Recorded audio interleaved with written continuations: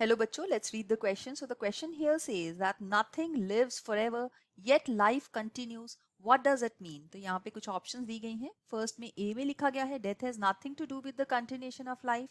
B में दिया गया है दो older die but new are produced due to reproduction.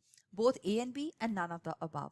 तो इस की question के लिए जो हमारा key concept है वो है continuity of species. So यहाँ पे हम देखेंगे कि जो species हैं वो कैसे कंटिन्यू रहती हैं जनरेशन बाय जनरेशन. तो यहाँ पे लिखा गया है nothing lives forever. So that means all living organisms are mortal. That means उनको उनकी डेथ होना जरूरी है. All living organisms are mortal. Mortal होने के बावजूद भी, लिविंग ऑर्गेनिजम्स के मरने के बावजूद भी, फिर भी जो कंटिन्यूशन ऑफ लाइफ है फिर भी चलती रहती है.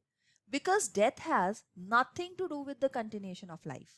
अगर एक ऑर्गेनिज्म उसकी डेथ हो जाती है तो सबसे पहले उसका बर्थ हुआ है, फिर उसकी ग्रोथ हुई है, ग्रोथ के बाद वो रिप्रोडक्टिव प्रोसेस में एंटर किया है, मतलब रिप्रोडक्टिव फेज है लाइफ का, और उसके बाद उसकी डेथ हो गई है.